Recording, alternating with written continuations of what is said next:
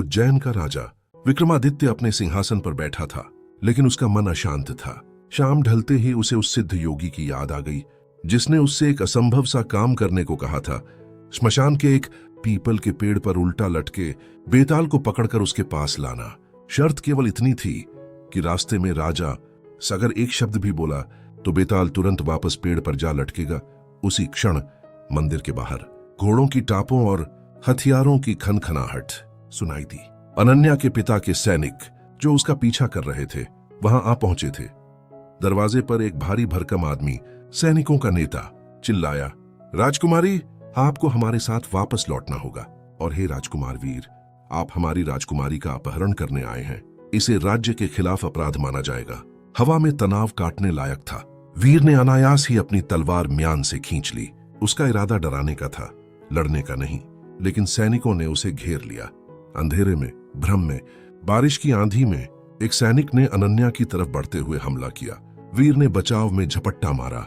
उसकी तलवार का वार सीधा उस सैनिक के सीने में जाना था, लेकिन तभी अनन्या ने खुद को बीच में झोंक दिया। एक पल के लिए सब कुछ थम सा गया। बारिश की आवाज धीमी पड़ गई। वीर की तलवार का फल अनन्या के कोमल शरीर में धंस गया था। वह हैरानी से अपने हाथों की तरफ देखता रहा। अनन्या ने हल्के से उसकी ओर देखा। एक अधूरी मुस्कान उसके होठों पर खेल गई और फिर उसके पैरों ने जवाब दे दिया।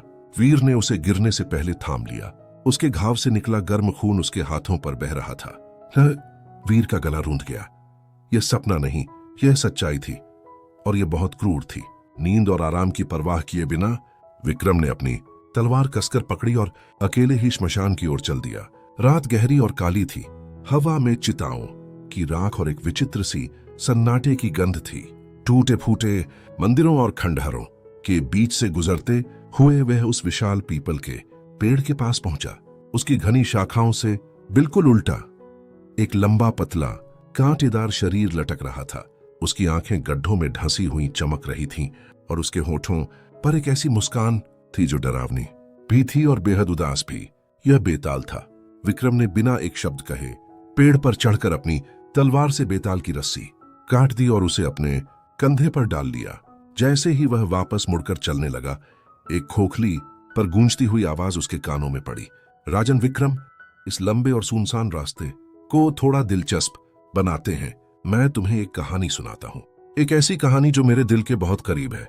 विक्रम ने कोई जवाब नहीं दिया, बस चलता रहा।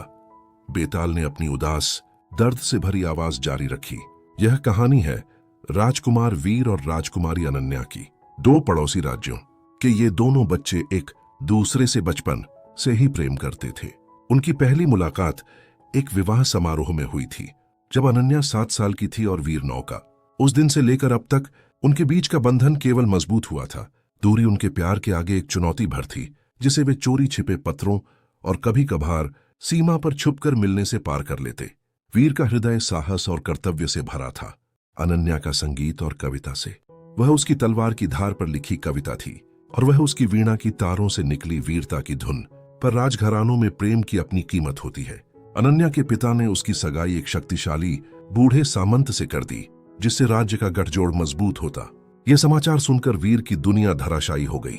उसने अनन्या को एक अंतिम बार मिलने का संदेश भेजा। मिलने का स्थान था दोनों राज्यों की सीमा पर स्थित एक परित्यक्त छोटा सा मंदिर। वह रात भयानक थी। आकाश फट रहा था। बारिश की मोटी मोटी बूंदें गिर रही थीं और बिजली के कड़कने से जंगल में अजीब सी रोशनी फैल रही थी। वीर घोड़े पर सवार होकर तूफान को चीरता हुआ वहां पहुंचा। अनन्या अपनी विश्वासपात्र दासी मधुरिमा के साथ आई थी। दोनों भीगी हुई और कांपती हुई। मंदिर के टूटे हुए गर्भगृह में एक टिमटिमाते दिए की रोशनी में उनकी आंखें मिली। उन आंखों में प्यार था, डर था और एक असहाय क्रोध था। वीर, मैं तुम्हारे बिना नहीं रह सकती। अनन्या की आवाज सिसकियों से भरी थी। चलो कहीं और चले जाते हैं, इस सबसे दूर। वीर ने उसके ठंडे हाथ अपने हाथों में ले ली। अनन्या, मेरा दिल भी यही कहता है, लेकिन मेरा कर्तव्य, मेरे माता पिता का सिर और तुम्हारे पिता, वे तुम्हारी खोज में पूरे राज्य को उजाड़ देंगे। यह प्रेम इतना स्वार्थी नहीं हो सकता। तो फिर क्या विकल्प है? अनन्या ने अपना माथा उसकी छाती से लगा दिया। क्या मुझे उस बूढ़े आदमी के साथ जीवन बिताना पड़ेगा? मेरा शरीर वहां रहेगा, पर मेरी आत्मा तो हर पल तुम्हारे पास भटकती रहेगी। सैनिक भी स्तब्ध खड़े थे। अनन्या ने आखिरी सांस ली। वीर ने उसके शरीर को कोमलता से जमीन पर रखा। फिर बिना एक शब्द कहे, बिना एक आंसू बहाए, उसने अपनी ही तलवार का फल मोड़ लिया और उसे अपने सीने में उतार लिया। वह अनन्या के ठीक बगल में गिर पड़ा। बारिश का पानी दोनों के खून को मिलाता हुआ मंदिर के फर्श पर बहने लगा। बेताल की आवाज, जो अब तक सपाट थी, एक गहरी कंपी से भर गई। और राजन, मैं वहीं थी। मैं मधुरिमा थी, अनन्या की दासी। मैंने वो सब कुछ देखा। मैंने देखा कैसे प्यार जीवन देता है और कैसे हमारे बनाए नियम उसे मौत दे देते हैं। मैं वहां बस खड़ी देखती रह गई। मैंने चिल्लाने की कोशिश भी नहीं की, हस्तक्षेप करने की हिम्मत नहीं जुटा पाई। उस रात के सदमे और अपराध बोध ने मुझे भी मार डाला। और फिर मैं इस रूप में फंस गई, एक ऐसी आत्मा जो न आगे जा सकती है न पीछे लौट सकती है। मेरा पाप यह था कि मैंने मौन रखा। मैंने अपनी स्वामिनी को बचाया नहीं। विक्रम के कदम धीमे पड़ गए थे। बेताल की कहानी में इतना सच्चा दर्द था कि वह उसके वजन को अपने कंधे पर ही नहीं, अपने दिल पर भी महसूस कर रहा था। बेताल ने फिर कहा, अब मेरा सवाल सुनो महाराज। इस पूरे दुखद प्रसंग में सबसे ज्यादा दोषी कौन है? वह राजा जिसने जबरदस्ती की सगाई तय की, वीर जिसने उस भयानक रात मिलने का फैसला किया, वे सैनिक जो केवल आदेश का पालन कर रहे थे, या मैं मधुरिमा जो एक मूक दर्शक बनी रही? बताओ, अगर तुम्हारे पास उत्तर है तो। याद रहे, एक शब्द भी बोले और मैं वापस उसी पेड़ पर लटक जाऊंगा। विक्रम ने गहरी सांस ली। यह कोई सैद्धांतिक पहेली नहीं थी, बल्कि एक जीती जागती त्रासदी थी जिसने बेताल के रूप में आकार ले लिया था। उसने न्याय के हजारों फैसले दिए थे, लेकिन आज उसे दया और समझ से फैसला देना था। वह रुका और बोला, हे बेताल, तुमने मुझे अपना दर्द बताया, इसके लिए धन्यवाद। तुम्हारे प्रश्न का उत्तर यह है कि सबसे ज्यादा दोषी कोई एक व्यक्ति नहीं है। दोष उन कठोर रीति रिवाजों का है जो मनुष्य के हृदय की धड़कन को अनसुना कर देते हैं। दोष उस अहंकार का है जो राजनीति को प्रेम से ऊपर रखता है। अनन्या के पिता ने शायद राज्य के हित सोचे होंगे। वीर ने प्रेम और कर्तव्य के बीच संतुलन ढूंढने की कोशिश की।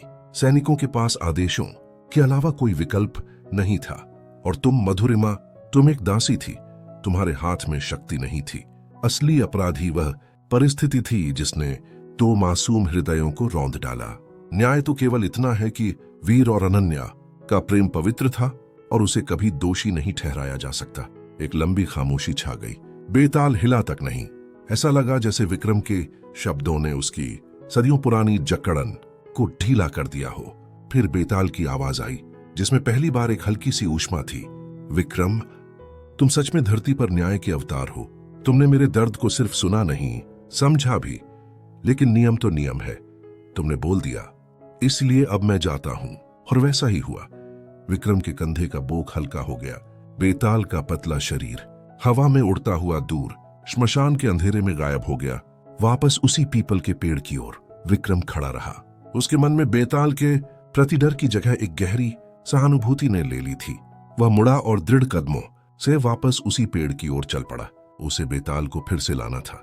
दूसरी बार जब विक्रम बेताल को लेकर चला तो बेताल ने फिर कहानी शुरू की। पर इस बार की कहानी एक युद्ध में अपना सब कुछ खो चुके एक वृद्ध मां की थी। विक्रम ने फिर से न्याय किया, बोले, और बेताल वापस चला गया। यह सिलसिला चलता रहा। हर बार बेताल एक नई, दिल को छू लेने वाली कहानी सुनाता। एक ऐसे किसान की जिसकी फसल और आशा दोनों बर्बाद हो गई। एक ऐसे भाई की जिसने गलती से अपने ही भाई को पहचाने बिना युद्ध में मार डाला। एक ऐसी गायिका की जिसकी आवाज को दुनिया ने कभी नहीं सुना। हर कहानी इंसानी दुख के एक नए रंग को दर्शाती। और हर बार विक्रम का उत्तर केवल कानून की दृष्टि से नहीं, बल्कि एक इंसान की दृष्टि से होता। वह दोष ढूंढने की बजाय समझने की कोशिश करता। धीरे धीरे बेताल की आवाज बदलने लगी। उसमें चिढ़ और व्यंग्य कम हो गया। कभी कभी वह विक्रम के तर्क पर सवाल उठाता, मानो वह वास्तव में चर्चा करना चाहता हो। विक्रम ने भी उसे सिर्फ एक पिशाच न मानकर एक पीड़ित आत्मा के रूप में देखना शुरू कर दिया।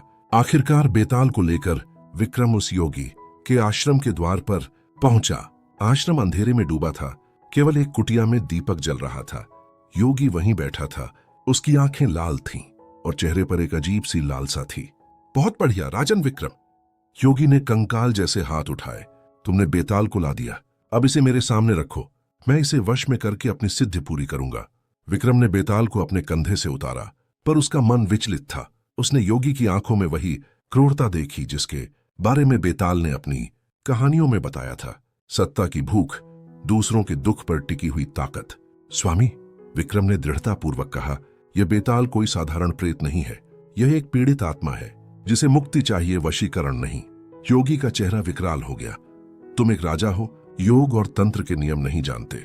इसे मेरे हवाले करो। नहीं, विक्रम ने अपनी तलवार की मूठ पर हाथ रख दिया।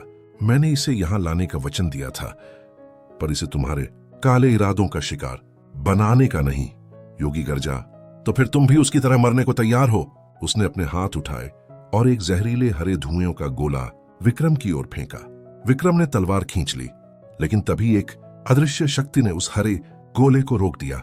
बेताल, जो अब तक निश्चल खड़ा था, विक्रम के सामने आ गया। उसके शरीर से एक नीली ज्योति निकल रही थी। बस हो गया। बेताल की आवाज में एक अद्भुत शक्ति थी। हे दुरात्मन, तुमने मुझे सदियों तक इस योनि में कैद रखा क्योंकि मैं तुम्हारे काले कर्मों की गवाह थी। तुम वही सामंत हो जिससे अनन्या की सगाई हुई थी। तुमने काले जादू से अपनी आयु बढ़ाई और मुझे, एक मासूम गवाह को, इस नर्क में डाल दिया। आज राजा विक्रम के न्याय और साहस ने मुझे वह शक्ति दी है कि मैं तुम्हारे अत्याचार का अंत कर सकूं। योगी की आंखों में भय समा गया। बेताल से निकली नीली ज्योति ने उस हरे धुएं को निगल लिया और सीधी योगी की ओर बढ़ी। योगी चीखता हुआ पीछे हटा, पर ज्योति ने उसे जकड़ लिया। एक चमकदार प्रकाश फैला और फिर एक भयानक चीख के साथ योगी का शरीर धुआं बनकर हवा में उड़ गया। फिर वहां सन्नाटा छा गया। बेताल वापस अपने पुराने रूप में आ गया, लेकिन उसके चेहरे पर अब वह विकृत मुस्कान नहीं, एक शांत तेज था। विक्रम, बेताल बोला।